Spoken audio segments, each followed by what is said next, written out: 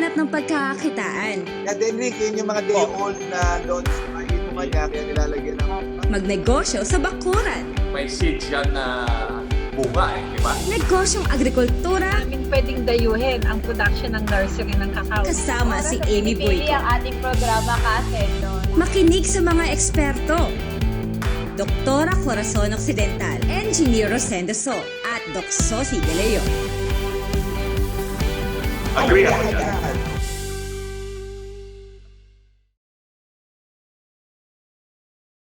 Magandang araw, ako po si Amy Puico at ito ang Agree Ako Dyan. Ngayong araw kasama ko po ang ating dalubhasang veterinaryo, si Doc Sosi De Leon. Hi Doc! Hi Amy! Magandang araw sa mga viewers natin. Opo. Doc, magandang araw. Hindi po uulan ngayon dito sa amin na magtindi ang sikat ng araw at ramdam na ramdam ang summer. Yes, Doc? Amy, akala ko nga sa news merong darating na bagyo. Buti na lang natapos sa Pilipinas. Ay, opo. Umitwas. Oo. Yes, opo. Kaya nga ngayon tirik na tirik ang araw dito sa amin. Mainit. Sa inyo po ba, Doc? Ganon din. Ganon din dito. Mainit din siya. Mainit. No? Opo. Oo. Doc, may share ko lang sa inyo, Doc. Di ba last time meron tayong mga episode tungkol sa rabbit? Oo. Opo. Meron akong sinira ng episode natin. Parang hindi pa talaga tanggap po ang pagkain ng rabbit dito sa ating bansa.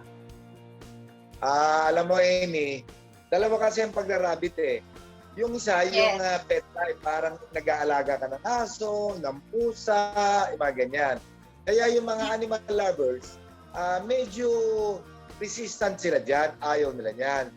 Yung mga sinasabi lang animal welfare. Pero alam mo ba, Amy, ang rabbit is under poultry, under livestock yan. Yung may tinatawag tayong type na rabbit. Yan ay talagang legal na pwedeng of course, the humanly slaughtered pero for meat consumption is a source of good protein. Yan. Opo. Yun yung sinasabi natin na maganda siyang source of protein. Pero Doc, yung bang mga pet types ay pwede din ba lutuin yun? Ay, marami kang Hindi. Harmful siya sa atin. Alin ka magayon, Amy? Kung pet type po na rabbit, ito ba ay pwedeng kainin o hindi pwede dahil harmful siya sa atin? Honestly, lahat ng rabbit ay mainly din. Pero parang nakakaawa naman yung mga pet type na ating kainin. Ako hindi ko kayang gawin yun. May mga apo rin ako na nag-aalaga. Huwag. Meron talagang purpose yung meat type na aalagaan mo para to produce the necessary protein for our consumption. Alam mo ba, Amy, kung bakit nagkaroon ng rabbit dito sa Pilipinas? Alam mo ba yan? Bakit to? Kasi after World War II, nakita ng Amerika, tsaka ng mga ibang misyonaryo na wala palang gaanong source of protein sa atin, animal source of protein. Kaya nagpasok yung mga tao, yung mga nagpunta sa atin, nagpunta rito, at nag-introduce niya. Ang problema, for protein source. Ang mahirap, tayo mga Pilipino, tayo mga Pilipino, animal lover eh. Kaya yung meat type, inalagaan, ginawang pet. Ganyan. Opo. Malambot kasi talagang puso natin pagdating sa mga alaga nating hayop eh. Pero Doc, lalayo muna ako sa rabbit. Familiar ka ba sa bonsai? Abay, bonsai yung mga maliliit, yung mga matatanda na taon-taon na. Nakakakita ko niyan, pati yung mga base. Alam mo yung base nila? At saka yung mismong bonsai. Hindi, milyon ang halaga. Milyon. Wow. Pero Doc, familiar ka ba sa water bonsai? Water. Tubig. May Bonsai. bago ko ibang kakilala sa'yo, Doc. Ito, kakaibang usapan to. Ayun ang topic natin ngayon. Pag-uusapan po natin, Doc. Water bonsai. Filipino-made. Wow. Ibig sabihin, Nakaka-proud po tayo itong episode na to. tayo nagsimula ng water bonsai. Ano ba? Yes, yes. Mas marami pa tayong malalaman sa ating pagbabalik. Kaya abangan niyo po yan, Doc Sosi. Sa ating mga manonood, abangan niyo din po yan. Ito po ang Agree Ako Dyan.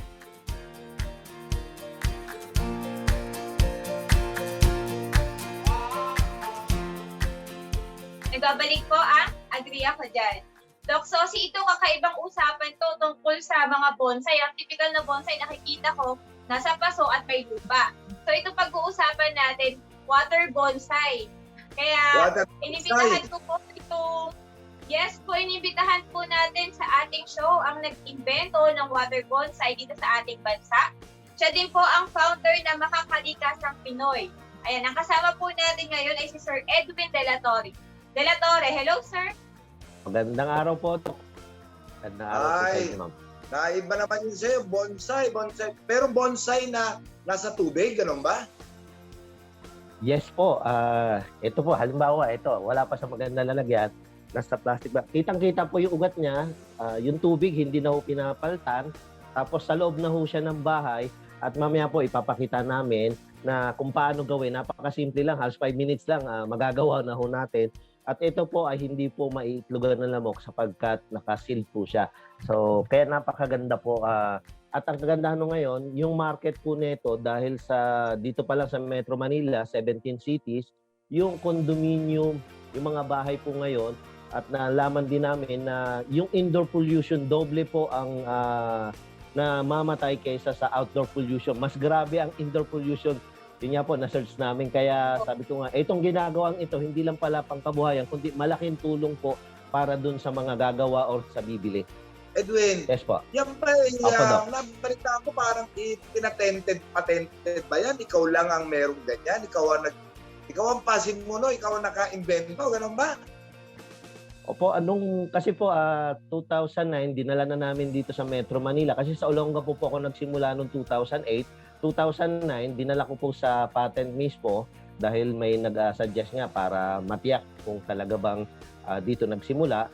So nung dinala ho namin, sinerso kagad nung director mismo kasi mahilig pala sa halaman yung director. Nagulat nga rin siya kasi pati halaman ba naman kahit na isang buwan wag diligan buhay, ibig sabihin high-tech. Dahil sa, siyempre po, di ba, ang halaman kadalasan, once a day or matagal na yung once a week na diligan.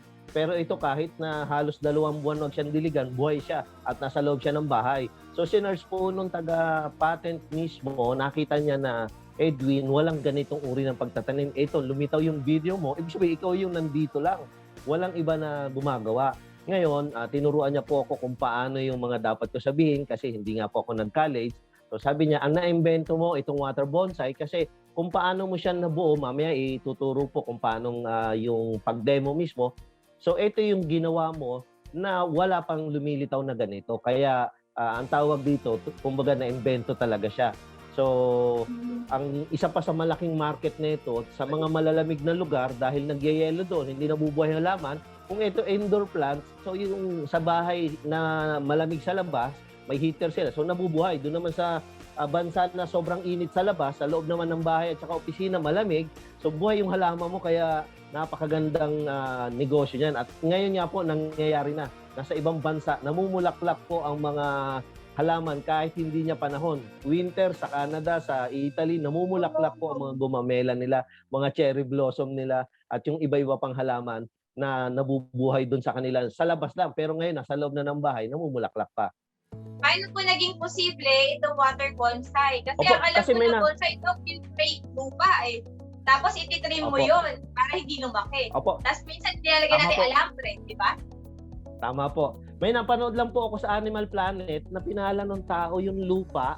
So, nagtaka ako, bakit ano yung ginawa niya ngayon? Tipak ko siya ng lupa, kinain ng tao. Sabi ko, ano yun, ba't kinain? Tapos pinaliwanag ho doon na yung, yes po, yung lupa na yon ay mineral siya na kailangan ng katawan ng tao. Hindi siya yung kagaya ng, iba po siyempre, pag lupa, iba-ibang klase ng lupa. Tapos doon pinaliwanag, ngayon, mineral na yon ay kailangan ng katawan ng tao. Yun yung ginagawang tablet na iniinom ng mga astronaut. So sabi ko, nasagot yung tanong ko dati pa na yung ano kayo iniinom ng mga astronaut. So kung yun ay lupa, kahit saan mayroon. So, kumbaga, katatanong ko na paano yung malaman na ganon. So, nakita ko po sa probinsya, dito po sa Pilipinas din mismo, sa Visayas. So, ginawa ko, tinimpla ko siya sa tubig, nagkulay puti yung tubig, nung sabi ko, pagka ito hindi nag-clear, kinabukasan, lalagyan ko ng buko.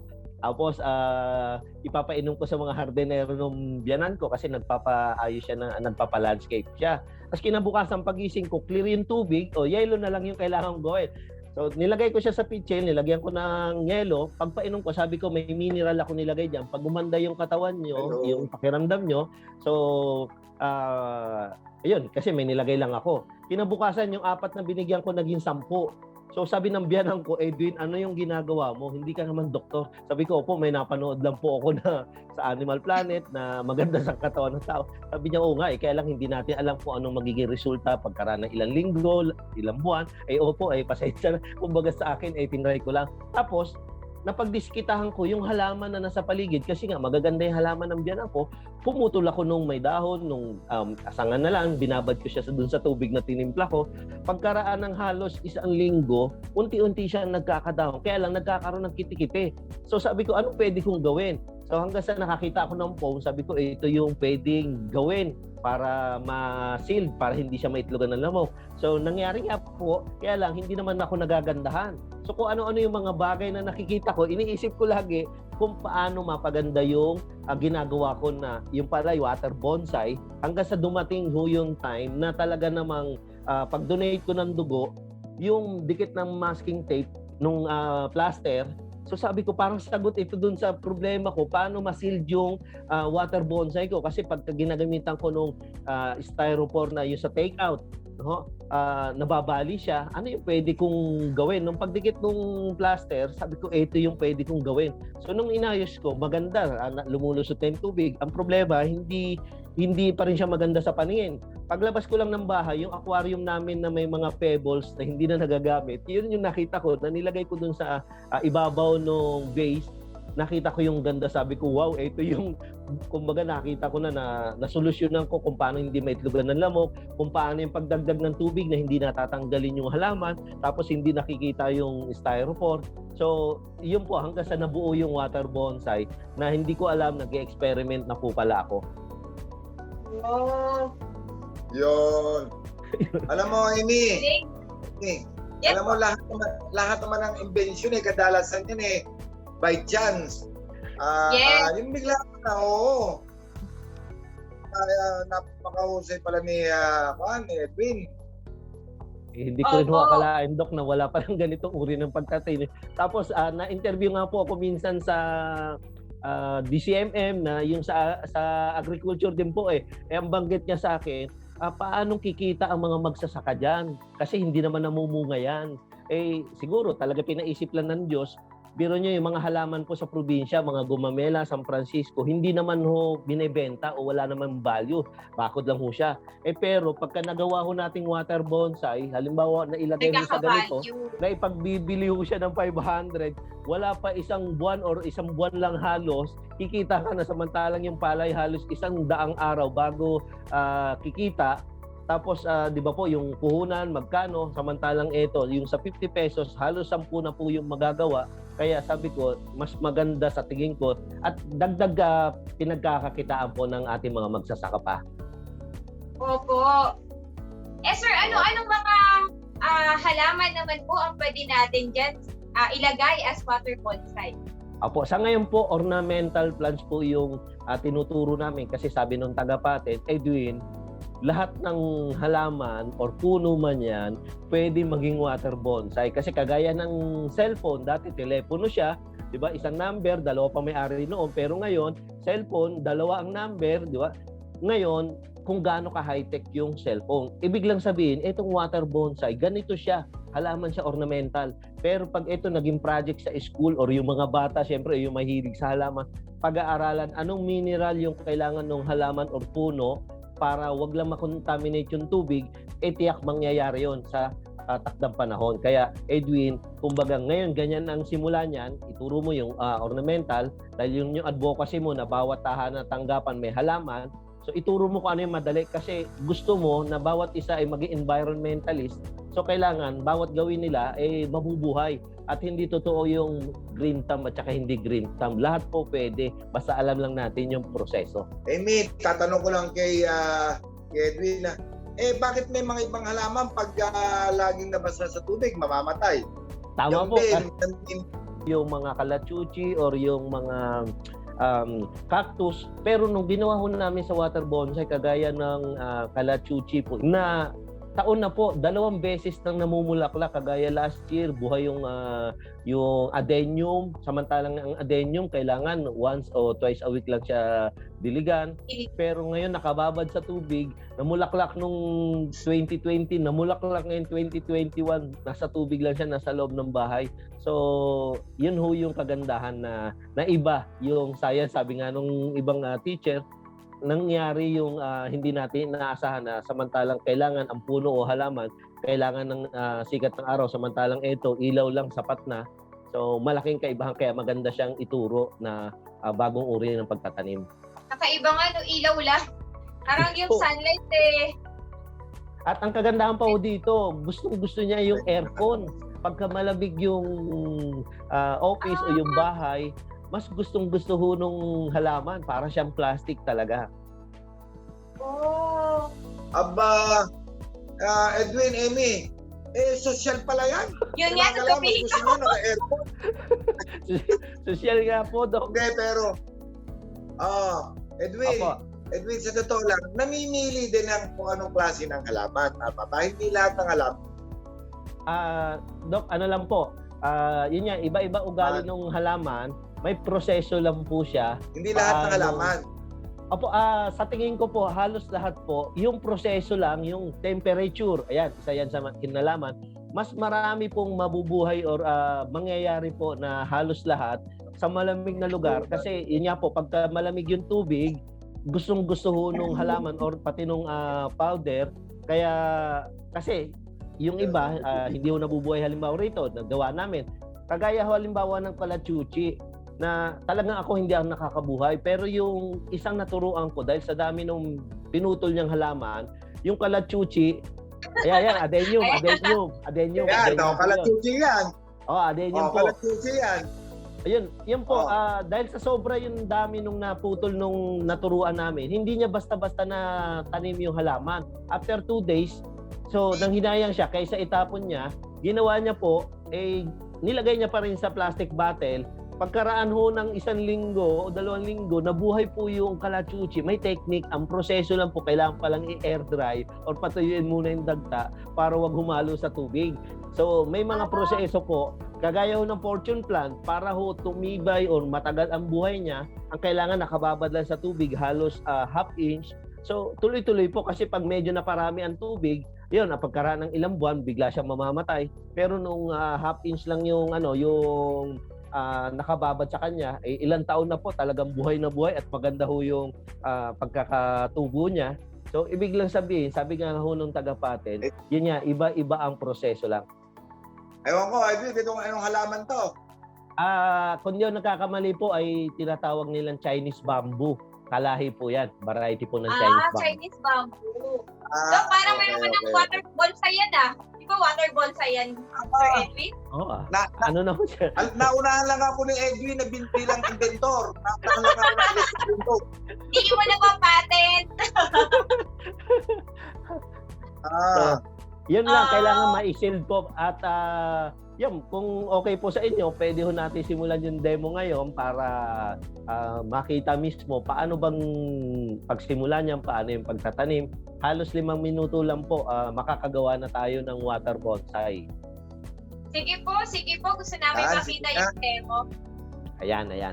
So, Wow, ito po yung interesting ito po yung powder grower na na-discover namin dito mismo sa Pilipinas. Sukat na po siya para sa 1.5 liters na tubig. Ito po, tubig gripo, pwede rin po yung sa balon or yung sa poso. Pinaka-the best po, tubig ulan, mas crystal clear yung tubig pagka ginawa ko nating water bonsai. So ito po, sukat na ho siya para sa 1.5. Ilalagay lang ho natin. Kaya yung mga plastic bottle ho natin ngayon, hindi na kailangan itapon. no? Hindi na siya Anong dagdag sa halaman yan? basura. Edwin, anong halaman? Ito po ay Fortune plant. Ang andito po sa akin, Welcome plant at saka San Francisco po. So ito San po, Francisco. aalugin lang ho natin ng halos 30 seconds. Ito naman po ay nasa YouTube, pwedeng mapanood para pwedeng balik-balikan ng iba. So ganito po yung kulay ng tubig pagka natimpla ho natin. Pagkaraan po na kinabukasan, halimbawa ngayon tinimpla, kinabukasan, balik po siya sa clear. Ito po ay clear na po yan. So pag clear na ho siya, yun na yung time na pwede nating ilagay sa mga plastic bottle para pagtaniman ng water bonsai. So sa isang 1.5, makakagawa tayo ng halos 10 o higit pa na ganitong lalagyan or garapon. Matitira ho yung latak niyan, yung residue. Lagyan ho uli ng tubig, puno po uli, wala kayong dinagdag na powder grower. Yun po yung pang-maintenance naman. So dalawang timpla po, yung una panggawa, yung pangalawa pang-maintenance. Ang kagandahan ho dito sa powder grower natin ay safe na safe, hindi po siya delikado sa tao. Oh, pwedeng inumin. Natural mineral po siya kaya hindi po siya delikado. No po. So, yun po yung pagtimpla ng powder sa tubig. Ngayon, paano naman Edwin. yung tamang... Opo. Edwin. Yes po. Edwin, putulin kita. Opo. Ibig sabihin, may bibiling kaming chemical, gano'n ba? Yes po, yung powder grower, yun po yung tinitimpla sa tubig para mabuhay po yung halaman. Kasi, di ba po, syempre, kailangan niyang pinaka-nutrients na para mabuhay po siya at yung tubig ay huwag mabulok. Saan namin mabibili yan? Yun po, sa amin lang po mismo. At may mga distributor naman po sa iba-ibang lugar. Yun po yung pinaka pangkabuhayan. Yun yung pwedeng pagkakitaan din po. So, yan po, halimbawa, paano naman yung tamang pagputol, no? Paano naman yung pagtatanim dito sa plastic bottle o sa garapon? Kaya ho natin nilalagay sa plastic bottle kasi po hindi natin alam kung ano yung unang tumubo yung dahon or bumanda yung ginawa natin. So para hindi ho magastos, pwede ho sa plastic bottle o sa garapon muna para kung ano yung unang gumanda, siya yung pwede natin ilagay natin sa magandang lalagyan. So ito po, wala hong dahon, wala hong ugat yan nung ginawa, nung pinutol. Pagkaraan ho ng halos isang buwan, ayan na po siya. So ito po, bago putulin natin yung halaman, tignan natin yung design. May mga design po kasi yan. So 3 to 4 inches bago natin putulin, maganda pong gamitin yung lagari. Pag nilagari ho natin yan, pag nilagari po natin yan, kayo na po yung bahala mag-design kung ano yung design. Kagaya nito, may sanga dito, may sanga dyan sa taas. So nilagyan lang ho natin ng foam. Ito po yung foam. Halimbawa, yung mga nakakita kayo sa basurahan, di ba po? Hugasan lang natin, pwede nating lagyan. Ayan po. Ito nung nilagay, wala hong dahon, walang ugat po yan. So nilagyan lang natin ng foam para wag maitlogan siya ng lamok. So pagkaraan po ng halos 1 linggo, unti-unti na pong tutubo po yan. Pag tumubo po yan, halos 1.5 buwan, pwede na ho siyang i-transfer sa magandang lalagyan. Ilagay lang ho natin ito sa lugar na wag direct sunlight kasi po pagka naarawan siya, kagaya niya ganito kainit, ay pwede ho mamatay yung halaman sapagkat hindi ho niya kaya yung init. Sapagkat yun nga po, wala na siya sa lupa. So ilagay lang siya sa lugar na maliwanag, wag lang direct sunlight. No po? So pagkaraan niya po ng 1 linggo, unti-unti na magkakadahon, magkakaugat, pagkaraan po ng halos 1.5 buwan, ganito ho siya kaganda, pwede nang i-transfer sa magandang lalagyan. So pag tin-transfer na ho natin sa magandang lalagyan, gagamit ho tayo ng vase. So yung clear po or yung pang-maintenance, pwede ho natin gamitin sa pag-transfer sa magandang lalagyan. So ang kagandahan ho dito, hindi na siya pinapalitan ng tubig, dagdag na lang ho tayo ng dagdag at hindi na kailangan tanggalin yung halaman. Ipapakita ho namin kung paano yung tamang pag-transfer. Ayan. So gagamit ho tayo ng mga styrofoam, rubber mat, or yung iba, yung paso na maliit na kasya dito sa bibig ng vase para lang ho siya maganda tignan. No? So halimbawa ito, kagaya nito, yung fruit tray, yung lagayan ho ng mga prutas, di ba? Pag minsan, pag bumibili tayo ng prutas, may mga lalagyan ho yan, o kaya yung sa take-out, pwede ho nating gamitin. Ayan. Gugupitin lang ho natin ng halos kasukat ng masking tape. Ayan. So, pagka ginawa ho natin to, na-i-save natin na ito, dapat basura na to, pero nagagamit natin at ang kagandahan dito, kumaga hindi na siya nadadagdag sa basura pa. Nagkakaroon siya ng magandang pakinabang. Nare-recycle natin siya. Yes po, yes po. So, ayan po. Kaya sabi ko nga, pagka gumagawa tayo ng isang magandang bagay, talagang may dahilan. So, ito po.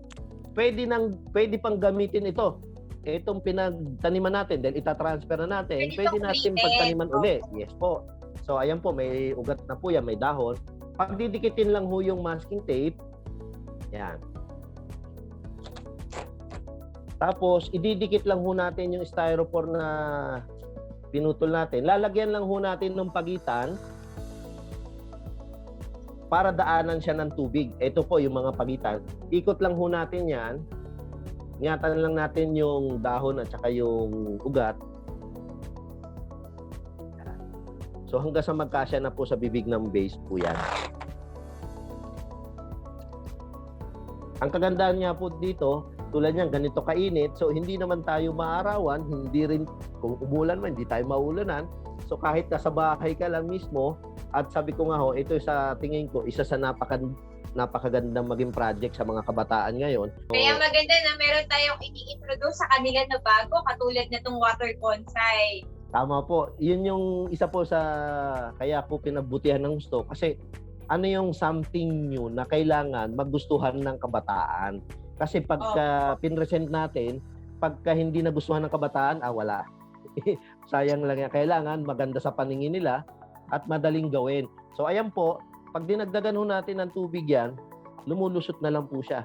So yung pinagtaniman natin, pwede nating gamitin para yan, pandagdag. Tapos, lalagyan lang ho siya ng pebbles sa ibabaw para hindi po makita yung styrofoam. Kumbaga para siyang na-landscape na yan, natabunan. Tapos, lalagyan natin ng ribbon para talagang maganda na ho yung halaman. Maganda na siya. Yeah. So, natakpan na yung masking tape. Naging accessories pa siya. Napaganda pa natin yung water bonsai. So, ayan. Ganyan lang siya kasimple.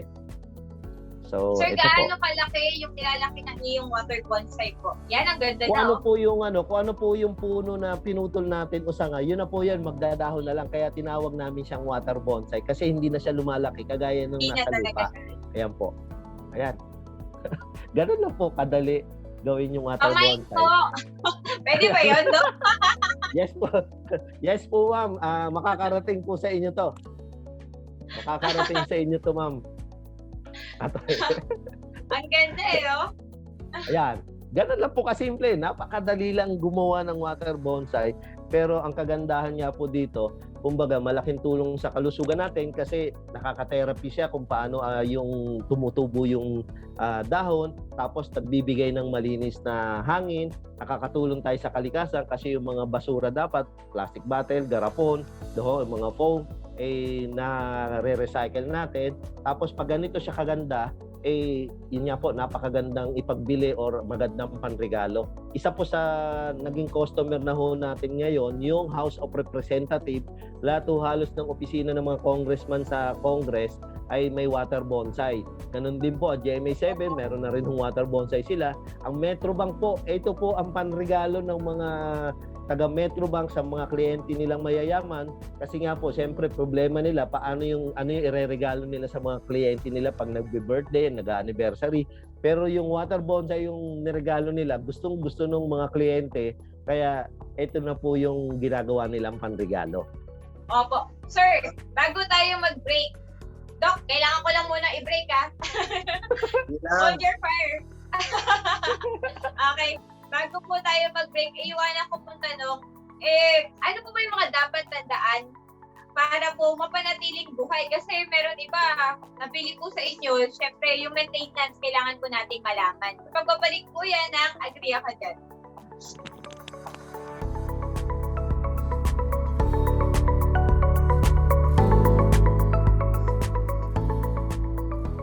Sir Edwin, ano po yung mga dapat tandaan sa pag-maintain po ng ating mga water bonsai? Opo, kasi may buhay po yung ginagawa natin. Kumbaga, kailangan din nating ingatan, kagaya ng sarili natin. ingatan ho natin kasi kagaya nga nitong water bonsai, nagbibigay siya ng malinis na hangin sa atin. So kung ano yung ginagawa natin sa maraming bagay na pag pinagbutihan natin o minahal natin, ganun din ibibigay nila sa atin. Ganun ho ito ring water bonsai.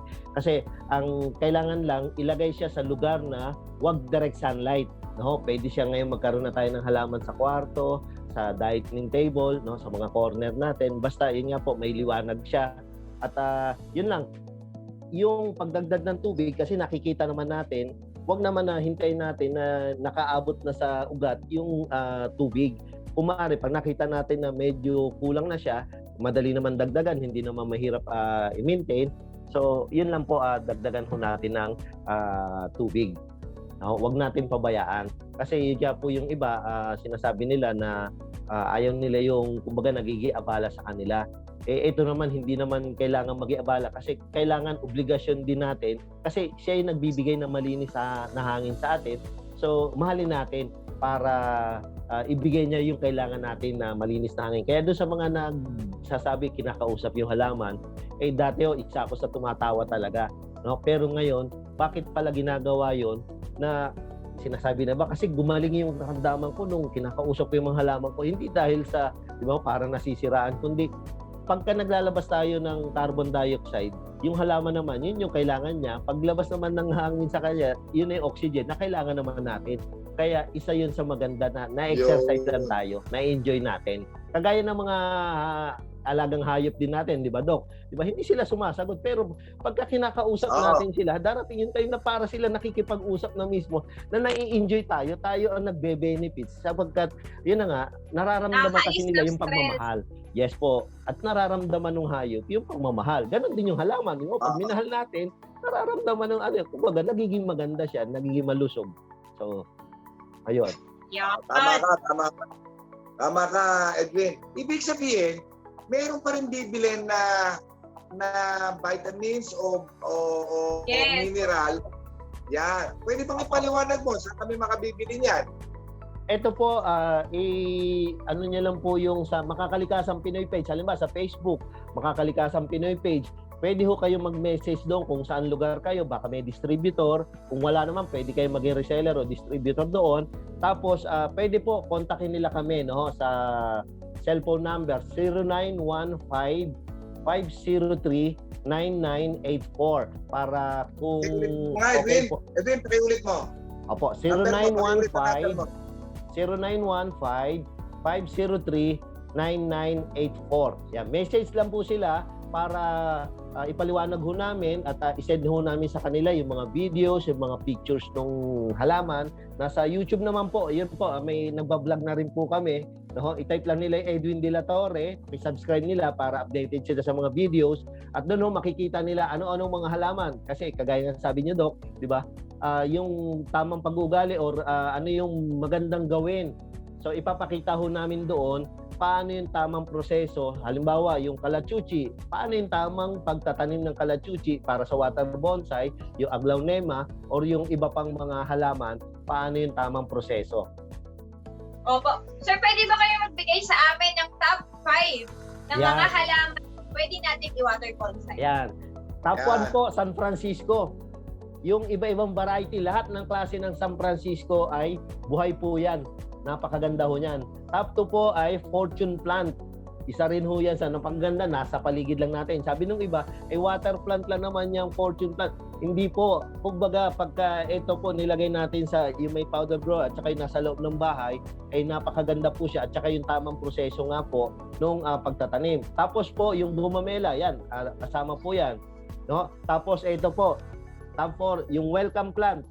Ito yung nasa... Welcome plant pala tawag dyan, akala ko orchids. Welcome plant po. Welcome plant.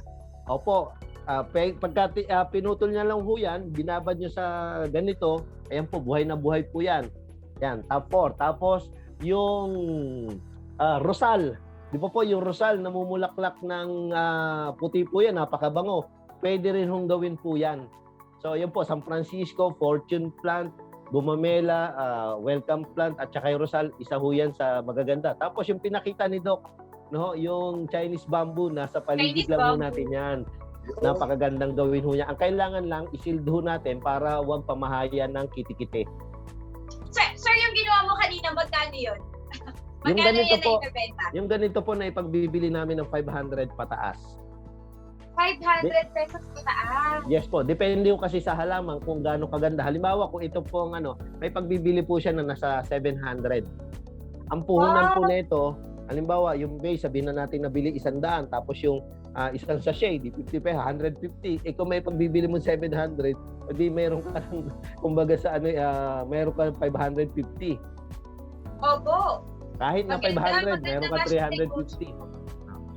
Kasi yung halaman nasa paligid lang ho natin, yung mga materyales nasa paligid lang ho natin. So, yun po. Opo. Doc Sosi, Meron ka ba meron silang share sa atin ng mga sample. Ayan, i-share Meron screen nila. Para makita natin kung ano yung mga itsura ng kanilang mga produkto po. Ayan, ito po Sige, variety Edwin, rin po ano yung mga ng produkto mo? Ayan, ito po variety rin po ng San Francisco. Ito yung Fortune plant na ganyan na po siya. Yan, ano yan? Yan, ano yan, Edwin? Ito po, bamboo stick po ito. Yan. Tulad doon sa akin, ano? Opo. Ayan. Yan, magkano yan ganyan, Edwin? Yung ganito po na ipagbibili namin ng 1,000. Yung Yan! ganitong base. Yes po. Kasi nga po, kagaya nga ho ng sa Metrobank, pinanre-regalo din ho nila. At syempre, dahil sa dinideliver din ho namin, so kailangan ipatong din yung sa delivery. So, ayun po, naiano ho namin ng 1,000 pesos yung ganitong klase. Ito po, tinatawag na extra large, no?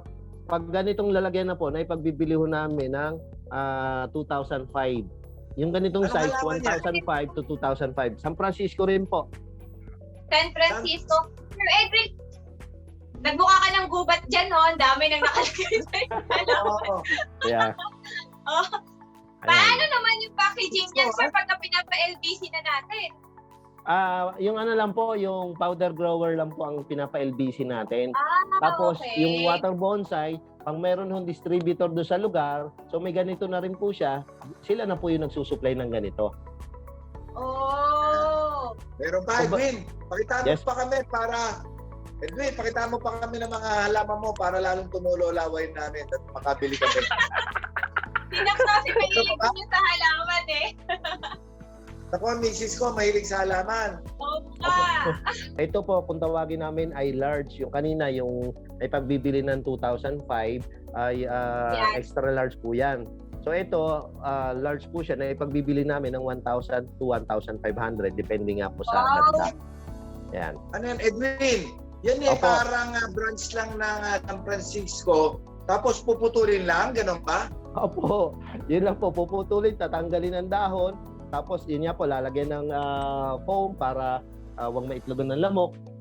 Pagkaraan po ng halos isang buwan, ay napakaganda na po siya. Ayun. Ayan yung ugat po. Yun yung kagandahan no, dito sa water bonsai. Yung ugat nga po, naka-highlights po Yan, talaga. San Francisco din yan. Opo. Opo. Kaya sabi ko nga ho, At top 1 kita-kita mo talaga. yung ugat, no? Ayan o. Oh. Ang clear ng tubig eh, oh. So ito po halos kulang-kulang isang taon na po ito sa tubig. So mapapansin nyo, clear na clear. Tapos yung ugat niya po ay napakaganda. Kaya, Yan po lang isang taon na, pero ganyan pa rin po yung itsura. ayan po. Teka mo na, Edwin.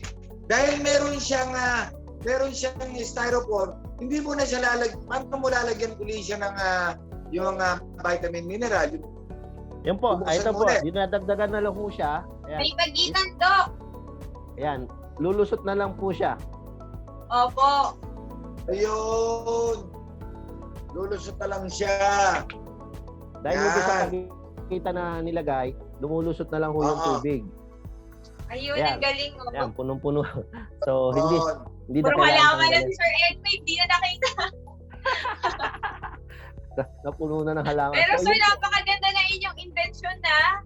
Nakakatuwa po na Filipino-made ito.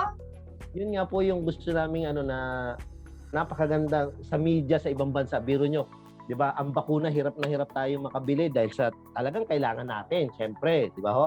So sabi ko nga, isa ito sa parang pambarter natin na kailangan nila ng mahilig sila sa halaman o sa environment. Pag ito po na-present natin sa ibang bansa, kahit pa paano, meron tayong magandang bagay o produkto na pwedeng pambarter din sa kanila na kailanganin nila tayo. So, di ba po, yung pakikipagkaibigan natin sa kanila, tiyak, matutuwa sila dahil kailangan din nila ng ganito. So, isa yun sa nakita namin. Sana masuportahan. At yun na nga po, loobin ng Diyos na may nagdanom na sa amin na media na sa Amerika, yun, sana wag lang English. English na alam ba nang patay tayo. Opo, sir. Kasi yung pinakita mo yan, parang mamayang gabi, gusto kong gumawa na ilagay ko sa kwarto ko na air condition pag matutulog. Hindi masama yan ha, yung mga chemical na yan ha. Matutulog ako Mas maganda nga po, Dok, kasi yung malinis na hangin na kailangan natin, biro nyo, di ba po, magdamag, humihinga pa rin tayo, naglalabas tayo ng carbon dioxide, kailangan natin ng oxygen. Kaya sabi nga ho nung Dr. Edwin, ito yung maganda kasi kumbaga mare-relax na yung pagpapahinga dahil yung oxygen may nagpapalit ng hangin. Diho? So talagang kailangan natin ng halaman sa loob ng bahay, lalo ng kwarto. At yun na nga po, kaya binanggit nila na yung indoor pollution ay 4 ang namamatay. Kumbaga times 2, no? 4 million a year ang namamatay dahil sa indoor pollution. Na sa tingin ko, ito yung malaking tulong. Ito ay gawa ni Tito Roy. Anong halaman to, Tito Roy? Gabi. Ito po. Opo, ayan. Kami po dito, may pet na ho kami rin dito. Gabi po, Gabi. Ayan, binabad ni Tito Roy. Buhay na. Tapos ako po ay meron naman yung yung singkamas, hindi lang namin makuha kasi ang dami niya ng pinasyalan yung sanga niya kung saan-saan na nag-iikot. So natutuwa kami dahil parang pinakaalaga na namin, masyadong malikot yung alaga namin singkamas, buhay na buhay po. Opo. Sir Edwin, ito bang mga produkto po pwede din sa ospital? May mga ospital na rin po ba na nag-a-avail sa inyo? Kasi sabi nyo, maganda siyang pang-purify ng hangin. Yes po, ang totoo, yung iba po mga distributor ay mga dentista or mga doktor na po dahil sa kagaya nung nasa Novaliches, no, dahil yung panahon nung nagsisimula yung pandemic, pag naka-quarantine sila sa bahay, wala silang magawa. Kaya nung napanood nila sa video, umorder ng powder, sila mismo gumawa na. Nung pinopost nila sa Facebook nila yung gawa nila, yung mga kasama nila sa ospital, nagtanong, tapos nagdala siya sa ospital. Ayun, ngayon, pangkabuhayan niya na ngayon. Halos sa mga doktor mismo ay sinusuplayan niya ng water bonsai kasi siyempre yung iba nga, wala nang panahong gumawa, so bumibili na lang sa kanya. Kaya sabi niya, nagiging extra income pa nila. Nagka-extra income pa si Doc. Bali, Edwin, ang Yes, masama lang dyan, ang masama lang dyan, yung mga direct sunlight, tama ba? Yes po. Bawal ang direct sunlight. Pag uminit po siya, kagaya ngayon yung sobrang init, iinit yung tubig, maari pong mamatay yung halaman dahil sa na-stress po siya, hindi niya kaya yung init na sa araw. Dahil kung yun nasa lupa, okay lang po dahil malamig yung lupa, kumbaga na kayang-kaya ng halaman. Pero nasa tubig na siya, hindi na ho kaya ng halaman. Pero pagka aircon naman po yung bahay o opisina, napakaganda naman po nung halaman. Opo. Dok, so si sakto-sakto talaga to kasi alam mo, di ba, sa atin, karamihan dahil sa sobrang init, talaga naka-aircon na yung mga establishments, yung mga condominium. Hindi na talaga nakakapasok yung mga preskong hangin. Hindi katulad na nasa probinsya tayo, di ba? So saktong-sakto talaga to na mayroon pang purify ng hangin. At kakaiba. Galing ng mga na-invento niya, ha? Salamat po, salamat. Sabi mo, kailan ka nagsinang matagal yan? Anong pinakamatandang halaman mo na nalagyan ng ganyan? Opo, yung pinakamatanda po ay 6.5 years. Kaya lang po siya namatay dahil nasa Olonga po ako noon. Ay may interview ako sa DCEC noon. Sakto naman na naghabagat yung doon, nalubog yung bahay namin, yung sa baba, hindi ho naiakyat, kaya namatay ho siya. Ang pinakamatanda ko ngayon ay kay Direk Leo Martinez, yung artista po.